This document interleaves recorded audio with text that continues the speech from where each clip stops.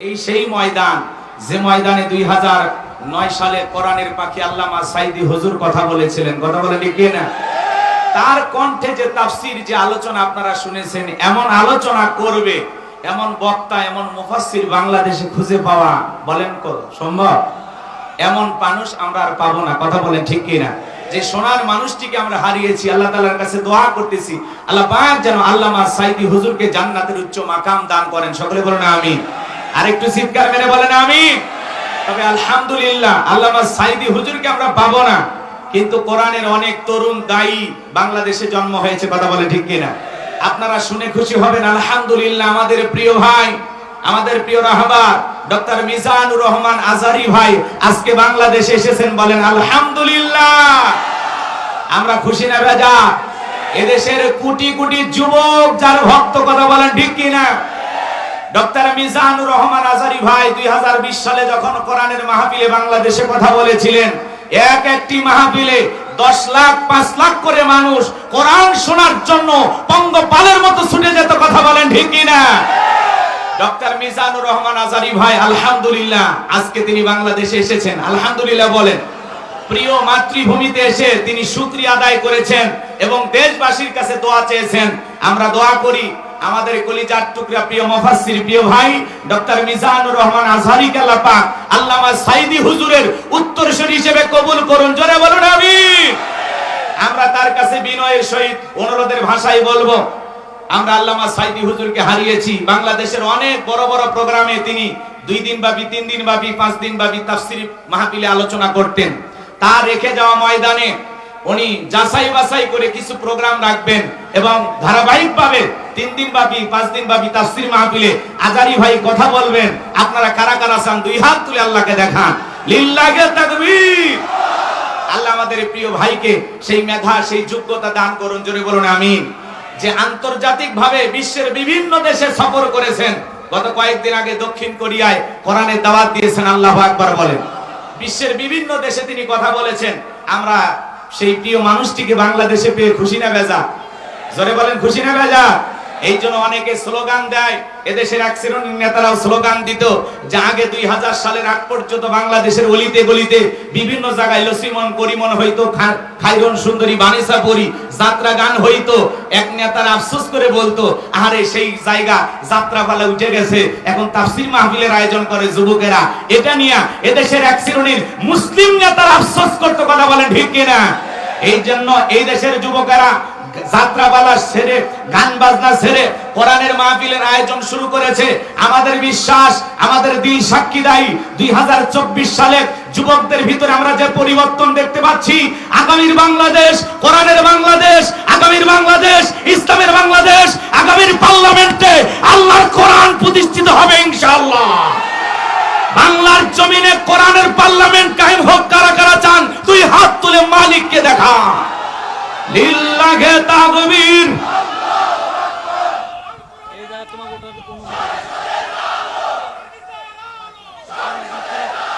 সম্মানিত ভাইরা আমার, এই জন্য আমরা কোরআনের দিকে ফিরে আসতে চাই। কথা বলেন ঠিক কিনা? কোরআনুল কারীম এমন একটি পরশ পাথর, এই কোরআনের কাছে যে আসবে আমার ভাইয়েরা, আল্লাহ রাব্বুল আলামিন তার জীবনটাকে পরিবর্তন করে দিবেন। কথা বলেন ঠিক কিনা? সেই গ্রন্থ থেকে আলোচনা করব। সময় সংক্ষিপ্ত, যতটুকু কথা বলবো কোরআন এবং সুন্নাহর আলোকে বলার চেষ্টা করব ইনশাআল্লাহ। দিল থেকে দোয়া করবেন। আমার কোনো তেমন কথা বলার যোগ্যতা নাই, আমি ছোট মানুষ। হয়তোবা আপনারা অনেকে সোশ্যাল মিডিয়াতে আলোচনা শুনেছেন, কিন্তু বগুড়ায় এইভাবে এরকম ময়দানে কথা কম বলেছি, অলিতে গলিতে বিভিন্ন জায়গায় মাহফিলে কথা বলেছি। আজকে একটু সামান্য দোয়া নিতে আসছি। আল্লাহ তাআলার কাছে দোয়া করবেন, আল্লাহ পাক যেন তার গোলামকে সামান্য কিছু কথা বলার তৌফিক দান করেন। সকলে বলুন আমিন। আমাদের কোনো জ্ঞান নাই, জ্ঞান দেওয়ার মালিক কে? ক্বালু সুবহানাকা লা ইলমা লানা ইল্লা মা আল্লামতানা ইন্নাকা আনতাল আলিমুল হাকীম। বলুন সুবহানাল্লাহ। বলেন তো জ্ঞান দেওয়ার মালিক কে? আল্লাহর কাছে দয়া করুণা ভিক্ষাছে। আল্লাহর কোরআন থেকে আলোচনা শুরু করতে চাই। বলেন তো বাজান, এই কোরআনের মধ্যে কোনো ভেজাল আছে? কোনো মিথ্যা আছে? কোনো ধোঁকা আছে? থাকবে কি করে? কিতাবটি নাজিল করেছেন কে? আল্লাহ রাব্বুল আলামিন বলেন যালিকাল কিতাবু লা রাইবা ফি। আমার আল্লাহ রাব্বুল আলামিন বলেন এটি এমন একটি কিতাব যেই কিতাবের মধ্যে কোনো সংশয় নাই, কোনো মিথ্যা নাই, কোনো ধোঁকা নাই। There is no doubt. বলুন আল্লাহু আকবার। হুদাল লিল মুত্তাকিন, মুত্তাকি বান্দাদের জন্য গাইডলাইন হিসাবে, পথ প্রদর্শক হিসাবে আসমান থেকে কিতাবটি নাজিল করেছেন কে? সেই কিতাবের আলোচনা শুনলে লাভ না লস? আমার আল্লাহ রাব্বুল আলামিন জানিয়ে দিলেন লাভটা কি। ওয়া ইযা কুরিয়াল কুরআনু ফাসতামিউ লাহু ওয়া আনসিতু লাআল্লাকুম তুরহামুন।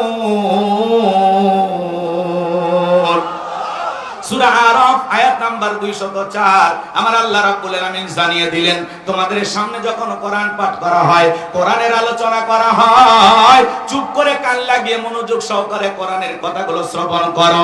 যারা চুপচাপ কোরআনুল কারীমের কথাগুলো শ্রবণ করবে, আমার আল্লাহ রাব্বুল আলামিন আসমান থেকে তাদের উপরে রহমত বৃষ্টির মতো নাজিল করবেন। বলুন সুবহানাল্লাহ।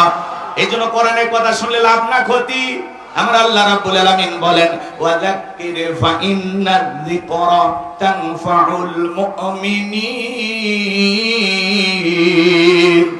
সূরা জারিয়ার 55 নম্বর আয়াত আল্লাহ রাব্বুল আলামিন জানায়া দিলেন যারা আমার মুমিন বান্দা তাদের সামনে যখন কোরআন থেকে ওয়াজ করা হয়, কোরআন থেকে আলোচনা করা হয়, কোরআন থেকে উপদেশ দেওয়া হয়, এই কথাগুলো শোনার পরে আমার মুমিন বান্দাদের উপকারে আসবে। বলুন সুবহানাল্লাহ। এইজন্য বাজান গো আমার, এই জান্নাতের বাগান লাগানো হয়েছে। যারা রাস্তাঘাটে, দোকানপাটে, অলিতে গলিতে আড্ডা মারতেছেন, অপচয় সময় নষ্ট করতেছেন, অনুরোধের ভাষায় বলবো মেহেরবানি করে জান্নাতের বাগানে বসুন, নিজেকে সৌভাগ্যবান ব্যক্তিদের কাতারে শামিল করুন। সবার ভাগ্যে কোরআনের মাহফিলে আসার ভাগ্য হবে না। অনেক মানুষ 20 কিলো 30 কিলো দূরে থেকে আসতে পারবে, আর অনেকে বাড়ির ধারে থেকে কোরআনের মাহফিলে বসার ভাগ্য হবে না। কথা বলেন ঠিক কি না? অনেকে রাস্তাঘাটে মাইক থাকার কারণে বলতেছে এই জায়গায় তো ভালো শোনা যাচ্ছে। এই জন্য আমরা বলবো দেশ বরণ্য অনেক মুফাসসির আজকের মাহফিলে আগমন করবেন, বাকি 2 দিন তারা কথা বলবেন। এই জন্য আপনারা অলিতে গলিতে এখানে সেখানে দাঁড়িয়ে না থেকে মেহেরবানি করে মাহফিলে চলে আসুন। আমি একটা পরিবেশ তৈরি করে দিই, আমি শেষ করে দেব ইনশাআল্লাহ। সম্মানিত ভাইয়েরা আমার, আমি আপনাদের সামনে পবিত্র কোরআনুল কারীমের 33 নম্বর সূরা, সূরাটির নাম হলো আহজাব। জোরে বলেন কি নাম? আরেকটু জোরে বলেন কি নাম? কষ্ট হচ্ছে আপনাদের? তাহলে একটু কথা বলবেন। বগুড়ার মানুষ যদি কথা না বলে তাহলে কোন জেলার মানুষ কথা বলবে? আপনারা একটু গিয়ারে আছেন না? কথা কয় না। আহজাব, আহজাব মানে কি? জোট, একতাবদ্ধ হওয়া লাগবে। কথা বলেন ঠিক কি না? আর সরিয়ে সিটে থাকা যাবে না। খানকা থেকে বেরিয়ে, মসজিদ থেকে বেরিয়ে সবাইকে ঐক্যবদ্ধ হওয়া লাগবে। কথা বলেন ঠিক কি না? আর সবাই যদি আমরা ঐক্যের প্ল্যাটফর্ম গড়ে তুলতে পারি, তাহলেই বাংলার জমিনে ইসলাম প্রতিষ্ঠিত হবে। কথা বলেন ঠিক কি না? তাছাড়া যখন তখন দেখবেন ইসলাম বিদ্বেষীরা এখনো কিন্তু মাথা চারা দিয়ে আছে। অনেকে ভাবতেছে হুজুর শৈরাচার জালিমেরা পালিয়ে গেছে। কি মনে করেন এতই সহজ? তারা পালিয়ে গেলেও তাদের দোসর আছে না নাই? ঢাকা বিশ্ববিদ্যালয়ের সহকারী অধ্যাপক নাম হলো সামিনা লুৎফা, নাম শোনেন না আপনারা? এই ভদ্র মহিলা এক টক শোতে এসে আলোচনা করে বলতেছে আমাদের সন্তানদেরকে কেন জানি উল্টাপাল্টা শিক্ষা দেওয়া হচ্ছে। প্রাথমিক শিক্ষার বইয়ের ভিতরে লেখা হয়েছে ওতে ওর না, এটাতে নাকি তার কষ্ট। কারণ ছোট্ট নিষ্পাপ কমলমতি মেয়েটাকে ওড়না বোঝানো হচ্ছে, পর্দা বোঝানো হচ্ছে, হিজাব বোঝানো হচ্ছে।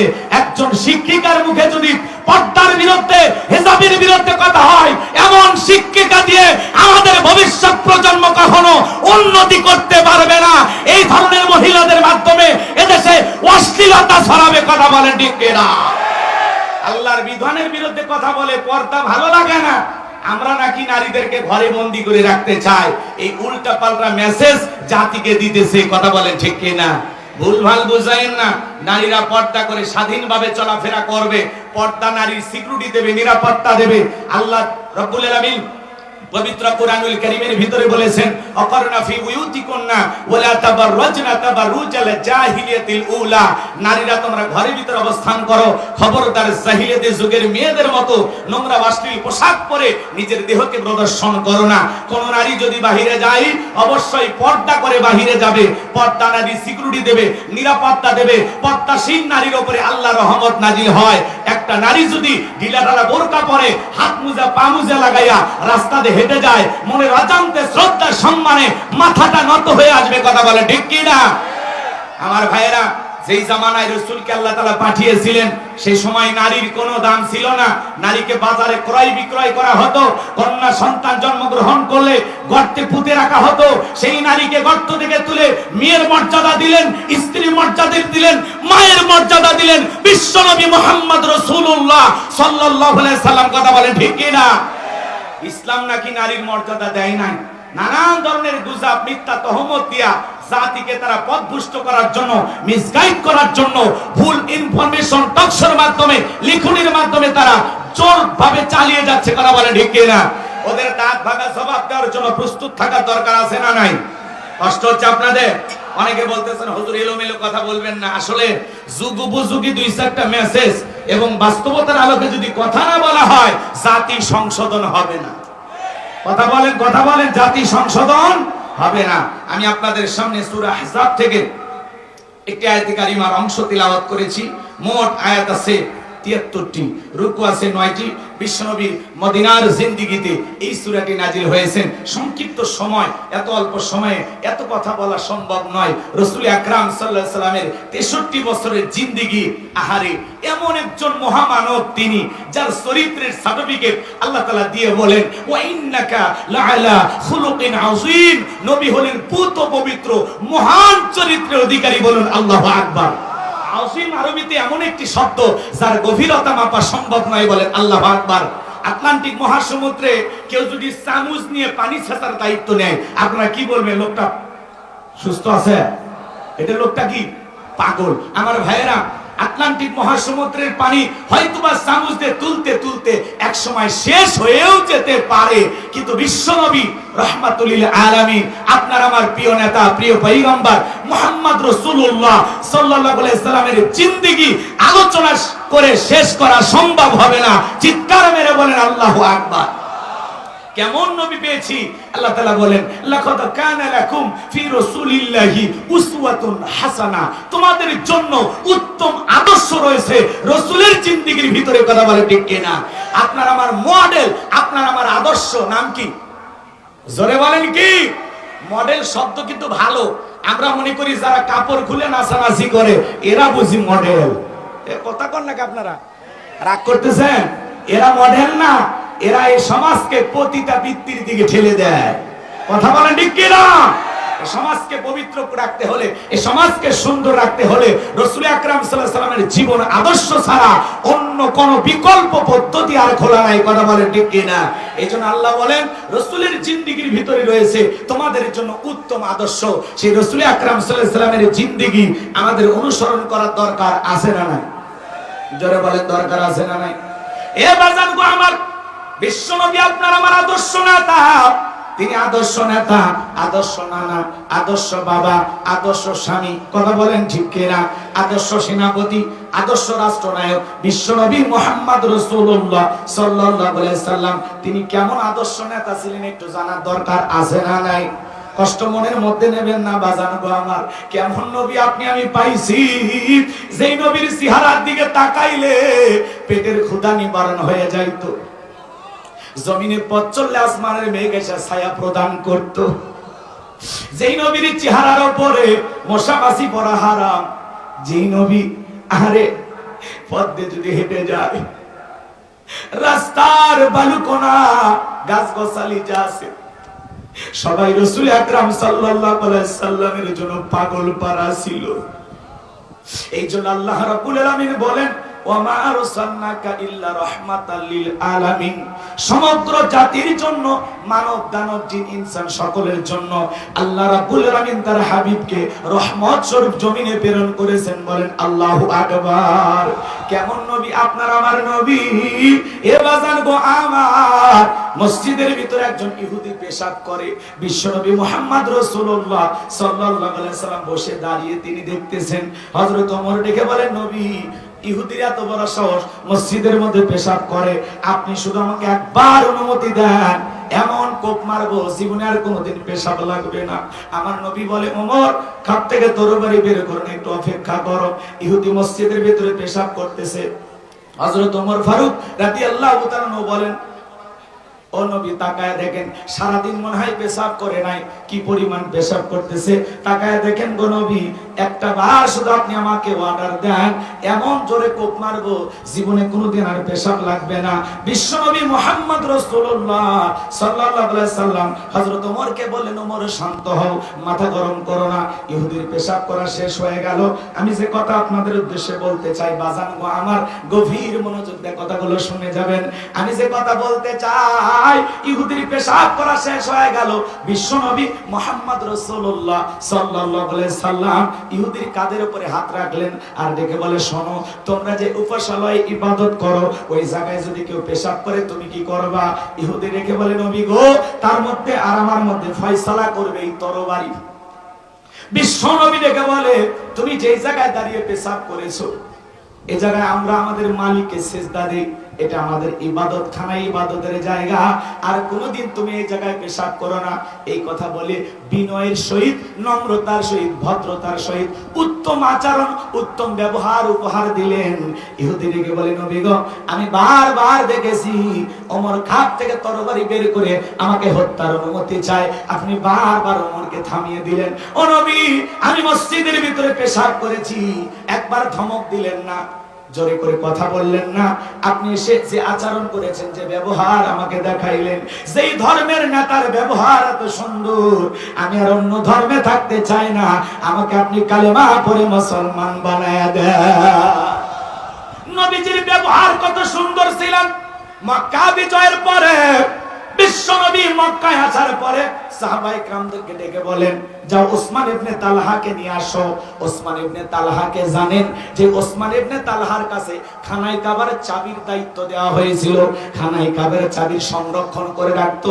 বিশ্বনবী যখন ওসমান ইবনে তালহাকে ডাক দিতে বললেন, সাহাবায়ে কেরাম যখন ওসমান ইবনে তালহাকে তালাশ করে বিশ্বনবীর কাছে নিয়ে আসতেছেন, ওসমান ইবনে তালহা মনে মনে ভাবতেছে, আজকেই বুঝি আমার জীবনের শেষ দিন। কারণ মক্কায় থাকা অবস্থায় বিশ্বনবী অনেকদিন আমার কাছে বলেছিলেন, ওসমান ইবনে তালহা খানায় কাবার দরজা খুলে দাও, আমি আমার মালিককে সিজদা দেব। কিন্তু আমি বিশ্বনবীর জন্য খানায় কাবার দরজা খুলে দেই নাই। আজকে মনে হয় মক্কার পাওয়া রাজত্ব ক্ষমতা রাসূলের হাতে, একটা ইশারা দিলে জানটা চলে যাবে। আজকেই বুঝি হয় আমার জীবনের শেষ দিন।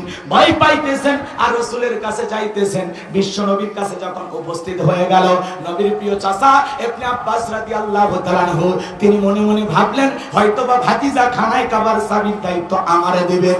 কিন্তু বিশ্বনবী ওসমান ইবনে তালহাকে ডেকে বলে, ওসমান শোনো, মক্কার কাফেররা খানায় কাবার চাবির দায়িত্ব তোমার হাতে দিয়েছিল, মক্কা বিজয়ের পরে খানায় কাবার চাবির দায়িত্ব আমি নবী তোমাকেই দিলাম। বলেন আল্লাহু আকবার। হযরত ওসমান ইবনে তালহা চোখের পানি ছেড়ে দিয়ে কাঁদলেন আর ডেকে বলেন, নবী, আমি বাড়ি থেকে আসতেছি আর মনে মনে ভাবতেছি, বহুদিন আপনার জন্য খানায় কাবার দরজা আমি খুলে দেই নাই। মক্কার পাওয়া রাজত্ব ক্ষমতা আপনার হাতে, ইশারা দিয়ে আমার জানটা চলে যাবে। নবী গো, আপনি প্রতিশোধ গ্রহণ না করে আমাকে মাফ করে দিয়েছেন। ও নবী, আপনার ব্যবহার দেখে আমি আর অমুসলিম থাকতে চাই না, আপনি আমারে কালেমা পড়ে মুসলমান বানায় দেন। বলেন সুবহানাল্লাহ। এইজন্য আল্লাহ রাব্বুল আলামিন পবিত্র কোরআনুল কারীমের ভিতরে বলেন, ওয়ালা তাসতাবিল হাসানাতু ওয়ালাস সাইয়্যিআহ ইদফা বিল্লাতী হিয়া আহসানু ফাইযাল্লাযী বাইনাকা ওয়া বাইনাহু আদাওয়াতুন কাআন্নাহু ওয়ালিয়্যুন হামীম। সূরা হামিমা সিজদার 34 নম্বর আয়াত আল্লাহ রাব্বুল আলামিন জানিয়ে দিলেন, ভালো আর মন্দ সমান হতে পারে না। তুমি যদি মন্দের জবাব ভালো দিয়া দাও, আমি আল্লাহ রাব্বুল আলামিন তোমার চরম শত্রুটাকেও তোমার পরম বন্ধু বানায়া দেব। এই জন্য আপনার আমার চরিত্রের গুণাবলী হওয়া লাগবে। রাসূল আকরাম সাল্লাল্লাহু আলাইহি ওয়াসাল্লামের আদর্শ নিজের জীবনে ধারণ করতে হবে। রাসূলের ব্যবহার দেখে মানুষ দলে দলে কালেমা পড়ে মুসলমান হয়েছেন। আর আপনার আমার যে ব্যবহার, যে চরিত্র, যে উঠা বসা, ইসলাম থেকে মানুষ আরো দূরে সরে যায়। কথা বলেন না কেন? চরিত্র পরিবর্তন করতে হবে। মহামানব রাহমাতুল লিল আলামিন কেমন ব্যবহার ছিল? সেই উমর তরবারি নিয়ে আসলেন রাসূলকে হত্যা করতে, সেই রাসূল আকরাম সাল্লাল্লাহু আলাইহি সাল্লামের পায়ের নিচে তরবারি জমা দিয়ে কালেমা পড়ে মুসলমান হয়ে গেল। কথা বলেন ঠিক না? ব্যবহার দেখা। এই জন্য ভাইরা আমার, নিজেদের পরিবর্তন করতে হবে। আল্লাহ বলতেছেন ভালো আর মন্দ সমান হতে পারে না। তুমি যদি মন্দের জবাব ভালো দিয়ে দাও, তোমার শত্রুটাকেও আমি আল্লাহ তোমার বন্ধু বানায় দিব। সুবহানাল্লাহ বলেন। আল্লাহর ওয়াদা কি মিথ্যা? জোরে বলেন, আল্লাহর ওয়াদা কি মিথ্যা? এই জন্য ভাইরা আমার, কেউ যদি আপনাকে গালি দেয় চুপ করে থাকেন, কেউ যদি সমালোচনা করে চুপ করে থাকেন, কেউ যদি বকাঝকা দেয় চুপ করে থাকেন, বিদায় নেবেন। সূরা ফুরকানের ভিতর স্পষ্ট আল্লাহ তাআলা বলেছেন, মূর্খ লোকেরা তর্ক করতে চায়, তোমারে বিতর্কের ভিতরে নিয়ে যেতে চায়, আজেবাজে নানান কথা বলবে। খবরদার, কারোর সাথে তর্কে লিপ্ত হয় না। জাহেল মূর্খদের সাথে তর্ক না করে কি করো, সালাম দিয়ে ওখান থেকে কেটে বড় কথা বলে, ঠিক না? এই জন্য আমাদের ব্যবহার ওই রকম হতে হবে ভাই। আমরা যদি কেউ গালি দেয়, তোরে দেখে নেবো, কয় তোরে দেখে নেবো, কয় তোর খবর আছে, কয় আমি কি আঙ্গুল চুষবো, তোরে দেখে নেবো, কয় সকাল 10টায় তোরে মারবো, কয় 10টা তো দূরের কথা রে, 8টায় তো খালাস করে ফেলে দেবো। এই যদি আমাদের ব্যবহার, এই যদি উগ্রতা ছড়ায়, আমাদের দ্বারা কখনো সমাজ পরিবর্তন হতে পারে? আমরা এখানে ওখানে সমালোচনা করি, সারা জীবন বলি ভাই কেউ হিংসা করবেন না, এ করবেন না, সে করবেন না। সব বিষয় দেখা যাচ্ছে আমাদের নিজের ভিতর। কথা কয় না? আমি হুজুর আর এক হুজুরকে দেখে হিংসা করি। আমি এক বক্তা আর এক বক্তারে গোলাম রব্বানি ওয়াজ করতেছে, আমারই দিলে তোর সাথে বেশি ভাড়ায় দিতাম, ভাবতেছে এরকম। কথা কয় না কেন?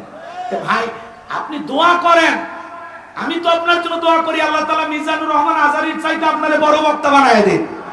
আপনি একজনের জন্য দোয়া করবেন, আল্লাহ ওইটা তার জন্য কবুল করবে, তার আগে ওইটা আপনাকে দেবে। কথা বলে ঠিক কি না?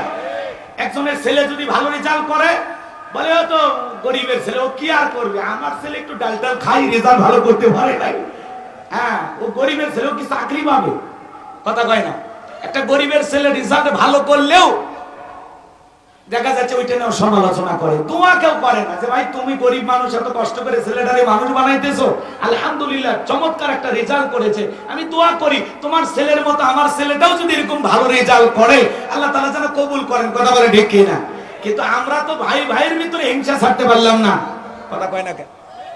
ভাই ভাই হিংসা নাই? জোরে বলেন, ভাই ভাই হিংসা নাই? এই জন্য পারিবারিক জীবনে রাসূল আকরাম সাল্লাল্লাহু আলাইহি ওয়াসাল্লামের আদর্শ যদি আমরা অনুসরণ করতে পারি, কোনদিন ভাইয়ে ভাইয়ে দ্বন্দ্ব হবে না। কথা বলেন ঠিক কি না? সম্মানিত ভাইরা আমার, লম্বা করার সুযোগ নাই। বিশ্বনবী কেমন আদর্শ নেতা, রাসূলকে যদি আদর্শ নেতা হিসেবে না মানি, আপনার আমার 12টা বাজাবেন কে? আরো জোরে বলেন কে? এই দুনিয়াতে অনেক মানুষকে আমরা নেতা হিসেবে মানি, যেই নেতা কর্মীকে বিপদে ফেলে পালিয়েও যায়। কথা বলেন ঠিক কি না? এই জন্য আল্লাহ রাব্বুল আলামিন বলেন, সেদিন তারা জাহান্নামের আগুনে জ্বলবে। ইয়াউমা তুকাল্লাবু ওয়ুজুহুহুম ফিন্নার, সেদিন মানুষের চেহারাগুলো, মুখমণ্ডলগুলোকে জাহান্নামের আগুন দিয়ে পুড়িয়ে ফেলা হবে। সেদিন তারা জাহান্নামের আগুনে জ্বলবে আর আফসোস করবে, আর আল্লাহ তাআলাকে ডেকে বলবেন, ইয়াকুলুনা ইয়া লাইতানা আতা'নাল্লাহা ওয়া আতা'নার রাসূলা। হায় আফসোস, আমরা যদি দুনিয়াতে আল্লাহর আনুগত্য করতাম, রাসূলের আনুগত্য করতাম, আল্লাহকে মানতাম, রাসূলকে মানতাম, তাহলে আমাদেরকে এইভাবে জাহান্নামের আগুনে জ্বলা লাগতো না। এই মানুষগুলো কেন জাহান্নামে গেল? কারা তাদেরকে জাহান্নামে নিয়ে গেল? পররাতে আল্লাহ রাব্বুল আলামিন বলেন, ওয়াকালু রাব্বানা ইন্না আতা'না সাদাতানা ওয়া কুবারা'ানা ফাআদাল্লুনা সাবিলা। সেদিন তারা বলবেন, হে আমাদের রব, আমরা দুনিয়াতে নেতাদের কথা মানতাম, বড়দের কথা মানতাম, ওরা আমাদেরকে পথভ্রষ্ট করে গোমরাহি বানায়া জাহান্নামে নিয়ে এসেছে। তাহলে কয় শ্রেণীর মানুষ মানুষকে জাহান্নামে নিয়ে যায়? কয় শ্রেণীর মানুষ বলেন? কয় শ্রেণীর? দুইটা আঙ্গুল তুলে দেখান, বলেন তো কয় শ্রেণীর মানুষ? দুই শ্রেণীর মানুষ মানুষকে জাহান্নামে নিয়ে যায়। এক নাম্বার হলো নেতা। কথা কয় না? আপনি সব জায়গায় রাসূলের আদর্শ মানেন, মিষ্টি খাবার সুন্নত ভালো লাগে, বিবিকে সালাম দেওয়ার সুন্নত ভালো লাগে, বিয়ে করার সুন্নত ভালো লাগে, কিন্তু রাসূল আকরাম সাল্লাল্লাহু আলাইহি সাল্লাম যে রাষ্ট্রনায়ক ছিলেন, তিনি যে আপনার আমার মডেল, তিনি আপনার আমার আদর্শ, এই জায়গায় রাসূলকে নেতাই হিসেবে মানতে সমস্যা আছে না নাই? তাইফের ঘটনা শুনে কান্দে, আরে রাসূলকে কি কায়দায় পাথর মারছে শুনে কান্দা ফেলে দেয়। কিন্তু দিন প্রতিষ্ঠিত করার জন্য যদি একটু পকেটে হাত দিয়ে মাল খরচ করা লাগে, বলে আগেই তো হুজুর ভালো ছিল, কথা কয় না। আমরা চোখের পানি ছেড়ে দিতে রাজি, কিন্তু পকেট থেকে মাল পানি খরচ করতে রাজি নাই। কথা বলেন না কেন? কষ্ট হয় নাকি আপনাদের? হোক, সমস্যা নাই, ছোট মানুষ, যা বলতেছি রাগ কইবেন না। আর আমি তো বগুড়ার মানুষ না, গাইবান্ধার মানুষ, ভাষায় যদি উল্টা পাল্টা হয় মন খারাপ করবেন না। কষ্ট হচ্ছে আপনাদের? বিরক্ত হয়েছেন? একটা তাকবীর দেন, লিল্লাহি তাকবীর। তাহলে তারা কি বলবেন? ওয়াকালু রাব্বানা আতিনা। কথা বলেন না কেন? রাগ করতেছেন? ওয়াকালু রাব্বানা আতা'না সাদাতানা ওয়া কুবারা'না ফাআদাল্লুনা সাবিলা। হে আমাদের রব, আমরা দুনিয়াতে নেতাদের কথা মানতাম, বড়দের কথা মানতাম, তারা আমাদেরকে পথভ্রষ্ট করে জাহান্নামের ভিতরে নিয়ে আসছে। তাহলে দুই শ্রেণীর মানুষকে জাহান্নামে নিয়ে যায়। এক নাম্বার হলো নেতা। তাহলে বলেন তো, যেমন তেমন নেতার অনুসরণ করলে, যেমন তেমন নেতার পাঁচটা গোলাম হলে জান্নাতে যাবে না জাহান্নামে? তাহলে নেতা কেমন হওয়া লাগবে? এই পৃথিবীর শ্রেষ্ঠ নেতা, শ্রেষ্ঠ মহামানব রহমাতুল লিল আলামিন, যেই রাসূল 63 বছরের জিন্দেগিতে একটি মিথ্যা কথা বলেননি, বলেন আল্লাহু আকবার। এমন বিশ্ব রেকর্ড পৃথিবীর আর কোন নেতার আছে? আমাদের সমাজের নেতারা তো মিথ্যা বলতে বলতে মুখ বেঁকা হয়ে গেছে, এক পা কবরে চলে গেছে, এরপর মিথ্যা বলা ছাড়ে না, বলে হেলিকপ্টার দিয়ে পানি দিয়েছি আর জনগণের বুকে বুলেট মেরেছে। এ কথা কোন নাকি আপনারা? বলতেছে আমরা কি দিছি? পানি। কাজ ভাঙ্গা দেখে নেতা কান্দে, কিন্তু জনগণের রক্ত দেখে চোখে কান্না আসে না। এমন নেতা আমরা পাইছি কিনা? জোরে বলেন। এই জন্য আদর্শ নেতার অনুসরণ করতে হবে। কেমন নেতা? যেই নেতা নিজের ইমামতিতে তার মুরিদদেরকে নিয়ে, তার জনগণকে নিয়ে, তার দলের নেতা কর্মীদেরকে নিয়ে নামাজ আদায় করে। আর আপনি এমন নেতার অনুসরণ করে, যদি আপনি নামাজি হন, তখন বলে তুই চিনিস না আমি ট্যাবলেট খান, এলাকার বাহাদুর নেতা। আমার কর্মী হয় তুই বেটা জঙ্গি জঙ্গি ভাব, নামাজ কালাম পড়ো, দাঁড়িয়ে রাখো, এটা তো চলবে না। কথা কয় না? রাগ করতেছেন? একটা উদাহরণ দেই, বিরক্ত যেন হয় না। আমার এই বগুড়া জেলার কথা বলা যাবে না, কারণ এখানে আমি থাকি। ধরেন আমার গাইবান্ধা শহরে একটা নেতা আছে, হাইব্রিড নেতা, এর নাম হলো ট্যাবলেট খান। বলেন কি খান? উদাহরণ দিতেছি, এক্সাম্পল দিচ্ছি কথা বোঝানোর জন্য। মনে করেন গাইবান্ধা শহরে ওনার কথায় থানার ওসি পর্যন্ত দাঁড়ায় দেয়, সালাম আলাইকুম স্যার, গরম না ঠান্ডা, চা না কফি? কথা কয় না? সামসামি করে না ভাই? শোনেন, ওই গাইবান্ধা শহরের বিরাট বড় একটা বিল্ডিং করতেছে একটা প্রভাবশালী ব্যক্তি। তো উনি বিল্ডিং করতেছেন, ওই নেতার যারা কর্মী থাকে, কেডার মাস্তান থাকে, সাঙ্গ পাঙ্গ, বোঝেন তো? এক কথায় যাকে আমরা বাংলা ভাষায়, বগুড়ার ভাষায় বলি পাতি নেতা। কথা কি বুঝতে পারছেন? ওই পাতি নেতা যায় বলতে যায় বিল্ডিং কার? কয় বলে অমুক মাস্টার সাহেব। তো কয় তালা? কয় 5 তালা। আপনি চেনেন আমার বড় ভাই কে? বড় ভাইকে মিষ্টি খাওয়ার টাকা দেওয়া লাগবে। তখন বলতেছে ঠিক আছে 500 টাকা নিয়ে যান। তখন বলতেছে এই মিয়া, আপনি বড় ভাইকে চেনেন, 500 টাকা দিচ্ছেন মানে ফাজলামি করেন। আমার বড় ভাইকে ট্যাবলেট খান, যার কথায় পুরো গাইবান্ধা শহর কাঁপে। 5 লাখ দিতে হবে। কয় লাখ? কথা কয় না? এইবার শোনেন, বলতেছে বাবা এই টাকা দিলে ফজিলত কি, না দিলে সমস্যাটা কি? তখন বলতেছে টাকা 5 লাখ দিবেন, বিল্ডিং করবেন, ভাড়া দিয়ে সমস্যা করলে আমাদেরকে বলবেন, ভাড়া তুলে দেওয়ার দায়িত্ব আমাদের। কিন্তু যদি ট্যাবলেট খান ভাইকে টাকা না দেন, তাহলে বিল্ডিং আর হবে না। বেশি বাড়াবাড়ি করলে, থানা পুলিশ করলে, ঝামেলা করলে জায়গা আপনার নামেও থাকবে না। কথা কয় না? তখন বলতেছে ঠিক আছে বাবা, আগামী রবিবার ব্যাংক থেকে তুলে রাখবো, তোমরা টাকা নিয়ে যাও। আমার ভাইয়েরা পরের দিন রবিবারে ব্যাংক থেকে টাকা নিয়ে আসলো। ওই 5 লাখ টাকা নিয়ে আসা নেতার সামনে হাজিরি করতেছে। নেতা এবার ডেকে বলে এই 5 লাখ টাকা কার? বলে অমুক এলাকায় গাইবান্ধা শহরের অমুক জায়গায় একটা বিল্ডিং হইতেছে, সেখান থেকে আপনার নামে 5 লাখ টাকা নিয়ে আসছি। বলে সাব্বাস বেটা, তোর নাম কি? বলে রুবেল।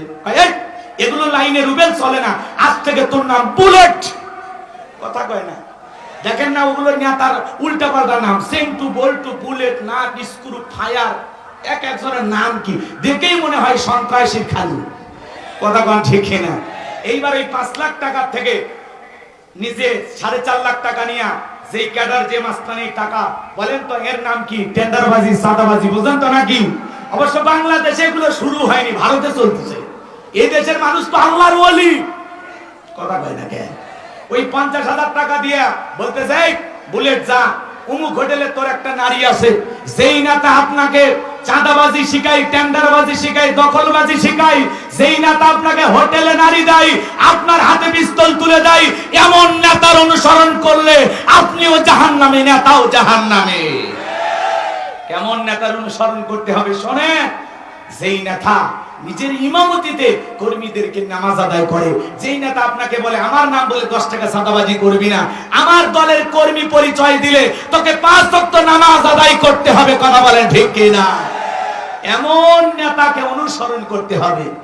কথা বলেন, রাগ করতেছেন মনে হয়, কষ্ট মনের মধ্যে নেবেন না বাজান। বিশ্বনবী কেমন নেতা ছিলেন, কেমন মহামানব ছিলেন। আব্দুল্লাহ হযরত জাবির ইবনে আব্দুল্লাহ রাদিয়াল্লাহু তাআলা আনহু বিশ্বনবীর সাথে 19টি যুদ্ধে অংশগ্রহণ করেছিলেন, জিহাদ করার জন্য জিহাদের ময়দানে রওনা করেছিলেন। আপনার আমার নবী কেমন নেতা ছিলেন জানেন? যুদ্ধে যাওয়ার আগে একজনকে রাহাবার আমির হিসাবে সামনে নেতৃত্ব দেওয়ার জন্য এগিয়ে দিতেন, আর কাফেলার সব চাইতে পিছন দিক থেকে যেই মানুষটি হাসতেন সেই মানুষটির নাম মুহাম্মদ রাসূলুল্লাহ সাল্লাল্লাহু আলাইহি সাল্লাম। বলেন আল্লাহু আকবার। সামনে আমির নিযুক্ত করে বিশ্বনবী কাফেলার পিছন দিয়ে হেঁটে যেতেন। হযরত জাবির ইবনে আব্দুল্লাহ যেই উটটা বহন করে যাইতেছে, উটটা বড় ক্লান্ত, সফর করতেছে, উটটা সামনের দিকে যায় না, কাফেলার পিছনে পড়ে, মনটা বড় খারাপ। হযরত জাবের মনটা খারাপ করে বললেন, জাবেরের মায়ের নাক ধুলাই মলিন হোক। এই কথা শোনার পরে বিশ্বনবী পিছন থেকে আওয়াজ দিয়ে বলে, যাবে তুমি এই কথা কেন বলেছো? জাবের তুমি এই কথা কেন বলেছো? বিশ্বনবীর কাছে সাহাবীরা কখনো মিথ্যা কথা বলতেন না। মাথাটা নিচু করে ডেকে বলেন, নবী কাফেলার সবাই এগিয়ে যায়, আমার উটটা বড় দুর্বল, আমি সফর করতেছি, পিছনে পিছনে পড়ে যায়, এই জন্য আমি এই কথাটা বলেছি।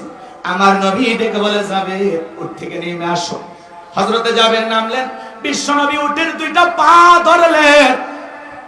উটের পা ধরা মাত্র উটটা বসে পড়লেন।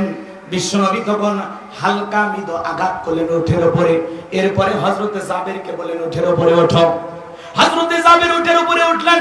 এইবার কাফেলার সমস্ত উটকে ছেড়ে এতটাই পাওয়ারফুল হয়ে গেল বিশ্বনবীর পবিত্র হাত মোবারক লাগার কারণে, কাফেলার সবচাইতে তেজিবান শক্তিশালী উটটা হযরতে জাবেরের উট পরিণত হয়ে গেল। বলেন আল্লাহু আকবার। সবাইকে পিছনে ফেলে এগিয়ে যেতে চায়। জাবের আবার মনে মনে ভাবে, রাসূল পিছনে আছে, আমি কেমনে এগিয়ে যাই? তার রাসূলকে কতটা মহব্বত করতেন, কতটা সম্মান করতেন। আমার ভাইরা, হযরতে জাবেরের কাছে নবীজি সেই দিন একবার দুইবার নয়, হযরতে জাবেরের জন্য আল্লাহ তাআলার কাছে আমার নবীজি 19 বার তার কল্যাণ কামনা করে দোয়া করেছিলেন। নবীজি জাবেরের কাছে গেলেন, ডেকে বলে, জাবের তোমার মনটা কি খারাপ? মায়ের উপরে মন খারাপ? বলে, না গো নবী, আমার মায়ের উপরে মন খারাপ না। ডেকে বলে, তোমার বাবা যে মারা গেছে, তোমার বাবা কি কোনো ঋণ করে চলে গেছে? হযরতে জাবের মাথা নত করলেন, কিছুটা সময় কথা বললেন না। বিশ্ব নবী ডেকে বলে, জাবের কেন কোনো কথা বলতেছ না, কারণটা কি? হযরতে জাবের ডেকে বলেন, নবী আমার বাবা ইন্তিকালের পূর্বে অনেকগুলো ঋণ করে চলে গেছে, আমি আজও পর্যন্ত ঋণগুলো পরিশোধ করতে পারি না। বিশ্ব নবী ডেকে বলে, জাবের তোমার বাবা যে মারা গেছে, তোমার পরিবারের সদস্য কয়জন? বলে, আমার 7 জন বোন আছে। জাবের তুমি কি বিবাহ করেছো? বলে, হ্যাঁ আমি বিবাহ করেছি। কুমারী মেয়েকে বিবাহ করেছে? বলে, না স্বামী পরিত্যক্ত একটা নারীকে বিবাহ করেছি। আমার নবী ডেকে বলে, যাবে তুমি তো ইয়াং স্টার, একজন ইয়াং মানুষ, কেন তুমি স্বামী পরিত্যক্ত নারীকে বিবাহ করলা? ডেকে বলে, হুজুর আমার বাড়িতে 7 জন কুমারী মেয়ে আছে, আমার বোন আছে, তারা তো ইসলাম সম্পর্কে জানে না। ইসলাম সম্পর্কে অনেক জটিল মাসালা নিয়ে তারা প্রশ্ন করে, আমি তো জবাব দিতে পারি না। এই জন্য অভিজ্ঞতা সম্পন্ন একটা স্বামী পরিত্যক্তা মেয়েকে বিবাহ করলাম, যাতে তারা আমার বোনেরা আমার স্ত্রীর কাছে তাদের জীবনের যে কোনো সমস্যা নিয়ে প্রশ্ন করতে পারে। আমি শুধু ঘরের মধ্যে বউ নিয়ে আসি নাই, আমার বোনদের জন্য একটা শিক্ষিকা নিয়ে এসেছি। বলেন আল্লাহু আকবার। আমার নবী জাবেরের জন্য আরো দোয়া করলেন। আর দিকে বলে, জাবের, জিহাদের ময়দান থেকে ফেরার পরে তুমি আমার সঙ্গে দেখা করবা। হযরতে জাবের জিহাদের ময়দান থেকে ফেরার পরে রাসূলের সাথে দেখা করার জন্য রওনা করলেন। রাসূল আকরাম সাল্লাল্লাহু আলাইহি সাল্লাম আগেই বেলালকে কিছু দিরহাম টাকা পয়সা দিয়েছেন। আর ডেকে বলে, বেলাল, জাবের যখন আসবে জাবেরের উটটা তুমি ক্রয় করবা। জাবেরের উটটা ক্রয় করার পরে জাবের যখন হাদিয়া নিয়ে দিরহাম নিয়ে সামনের দিকে রওনা করবে, পেছন থেকে ডেকে বলবে, জাবের, আল্লাহর হাবিব তোমার উটটা কিনেও নিয়েছেন, আবার তোমাকে হাদিয়া হিসাবে তোমার উটটাকে দিয়েও দিয়েছে। হযরত বেলাল তাই করলেন। বিশ্ব নবী এইবার আরেকদিন দেখা হয়ে গেল। জাবেরকে ডেকে বলে, জাবের, তোমার বাবা ঋণ কি তুমি পরিশোধ করতে পেরেছো? মাথাটা নত করে কিছুক্ষণ পরে জবাব দিয়ে বলেন, নবী গো, বাবা ঋণ এখনো সম্পূর্ণটা পরিশোধ করা সম্ভব হয় নাই। আমার নবী ডেকে বলে, জাবের, খেজুরের বাগান থেকে যখন তুমি খেজুর কাটবা, খবরদার আগে তুমি কাটবা না, আমি নবীকে খেজুর কাটার জন্য তুমি দাওয়াত দিবা। আল্লাহু আকবার বলেন। খেজুরের মৌসুম চলে আসলো। হযরতে জাবের বিশ্ব নবীর কাছে আসলেন।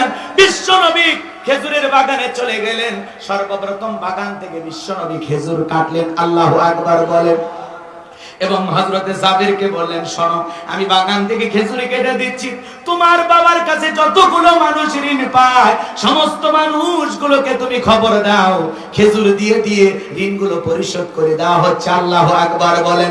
সমস্ত ঋণ পরিশোধ করে দেওয়ার পরেও যেমন বাগানের খেজুর তেমনি আছে। বলেন আল্লাহু আকবার।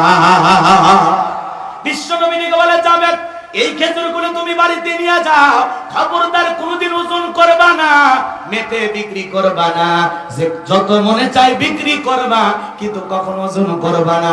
হযরতে জাবের বলেন, বিশ্বনবী যেই খেজুরগুলো আমার ঘরে দিয়েছিলেন, 1 নয় 2 নয় 3 বছর পর্যন্ত আমি সেই খেজুরগুলো বিক্রি করেছিলাম। বলেন আল্লাহু আকবার।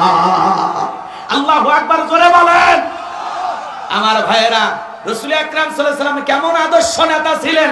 সাহাবী ইন্তেকাল করেছেন, ঋণ রেখে তার ঋণ পরিশোধ করার দায়িত্ব নিয়েছিলেন মুহাম্মদ রাসূলুল্লাহ সাল্লাল্লাহু আলাইহি সাল্লাম। এজন্য বাংলাদেশের একজন ইসলামী আন্দোলন যারা করে, দেখবেন স্বামী মারা গেছে, তার মহারণা পরিশোধ করে দিচ্ছে এই দেশের শ্রেষ্ঠ সন্তানেরা। কথা বলে ঠিক কি না?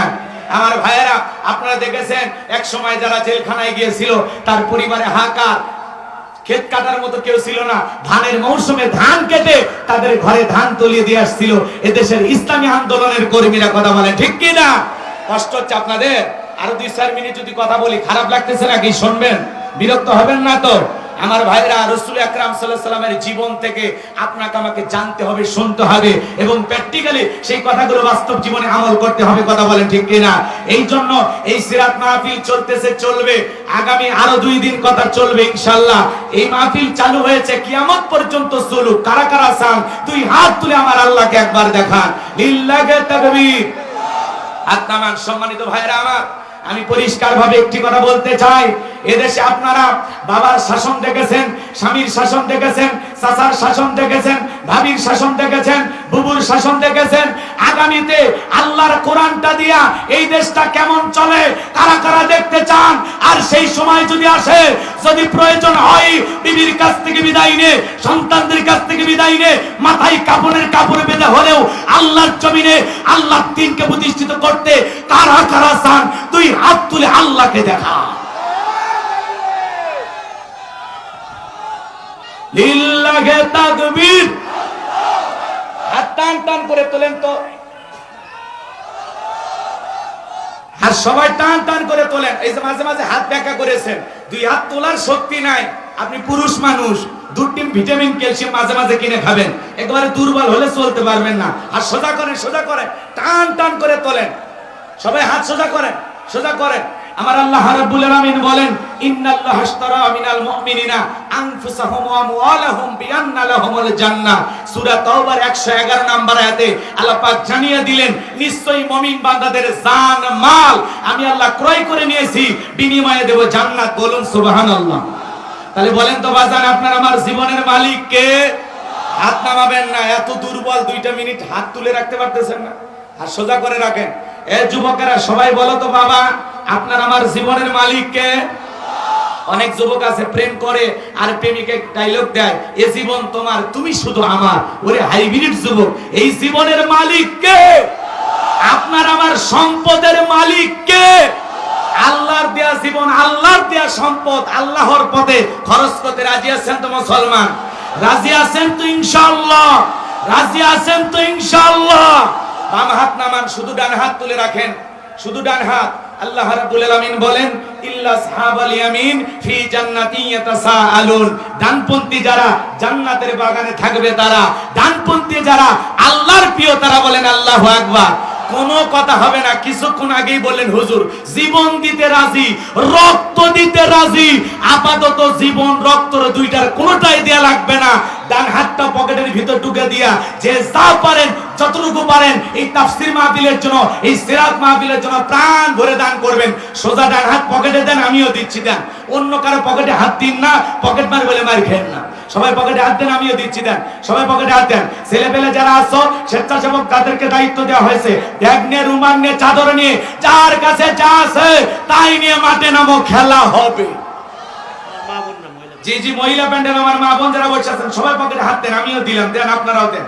সবাই পকেটে হাত দেন। মঞ্চে যারা বসে আছেন বক্তা ভাইরা, শ্রোতা ভাইরা, আলেম ওলামা সবাই দেন, মেহেরবানি করে সবাই পকেটে হাত দেন। সবাই পকেটে হাত দেন, সবাই পকেটে হাত দেন। যে যা পারেন 10 20 50 200 100 500 2000 5000 10000 1 লাখ 2 লাখ যে যা পারেন আল্লাহর রাস্তায় পকেটে হাত দিয়ে টাকা বের করে দেন। খবরদার কেউ যেন আবার বিড়ি ম্যাচ দিন না। 2014 সালে ওয়াজ করতে গেছিলাম রংপুর তারাগঞ্জ, ওই জায়গায় কালেকশন চলতেছিল। একজন ব্যাগের ভিতর দিয়েছিল 2 প্যাকেট বিড়ি, দিয়ে লিখে দিয়েছে 1 প্যাকেট মাহফিল কমিটির আর 1 প্যাকেট বক্তা। কত বড় দুষ্ট চিন্তা করেন, এরকম দুষ্টামি করা যাবে না। সবাই একটু পকেটে হাত দেন। আমাদের স্বেচ্ছাসেবক কোথায়? ব্যাগ নে রুমাল নে, ছেলেবেলে কোথায়? কোথায় আমার কই আমার সোনার টুকরা যুবকেরা কোথায়? সবাই একটু প্যান্ডেলের ভিতরে তাড়াতাড়ি যান, সময় নাই, সময় নাই। আমার এখান থেকে আবার শিবগঞ্জে যাওয়া লাগে। সবাই সবাই একটু মেহরবানি করে ভিতরে চলে যান। আমার হাতে 2 4 5 10 হাজার যারা দেবেন এলাকার গণ্যমান্য ব্যক্তিবর্গ দেন, আমি দিল থেকে দোয়া করে দেব বিশ্বনবীর সাথে আল্লাহ যেন একই জান্নাতে কবুল করেন। জোরে বলেন আমিন। এই সিরাত মাহফিলে যারা বিশ্বনবীর জীবন আদর্শ শুনতে এসেছেন মেহেরবানি করে আমার হাতে দেন, আমি দোয়া করে দেব। প্রয়োজনে তাহাজ্জুদের সময় আপনার কথা স্মরণ করে আল্লাহর কাছে দোয়া করব। রাসূলের মুহাব্বত আর ভালোবাসায় 2000 টাকা 1000 টাকা 500 টাকা এমন যদি কেউ দান করতে চান মেহেরবানি করে তাড়াতাড়ি করে মঞ্চে পাঠিয়ে দেন। বগুড়ায় কি এরকম কলিজার টুকরা কোনো ভাই পাওয়া যাবে না যে রাসূলের মুহাব্বতে একটা 1000 টাকা আমি গুনাহগার হাতে দিতে পারে, 500 টাকা দিতে পারে? একটু আসেন দরদের ভাই, কে আছেন তাড়াতাড়ি আসেন, আসেন কে আছেন একটু আসেন, মেহেরবানি করে আসেন, আমার হাতে দেন। এলাকায় যারা ঘোরাফেরা করতেছেন মেহেরবানি করে চলে আসুন। আমাদের মেহমান চলে আসছেন, অল্প সময়ের মধ্যে তিনি কথা বলবেন। মহিলা প্যান্ডেল আমার মা বোন যারা বসে আছেন, মা আপনারা প্রাণ করে দান করবেন। আমি জানি বগুড়ার জেলার মা বোনদের দিল খুবই নরম, তারা অনেক ভালো। আল্লাহ মা বোনদেরকে বেশি করে দান করার তৌফিক দান করুন। জোরে বলেন আমিন। মহিলা প্যান্ডেলে যারা দায়িত্বশীল আছেন তাদেরকে দায়িত্ব দেওয়া হয়েছে আমার মা বোনেরা, আপনারা কালেকশন করে দয়া করে টাকাগুলো মঞ্চে পাঠিয়ে দেবেন। যারা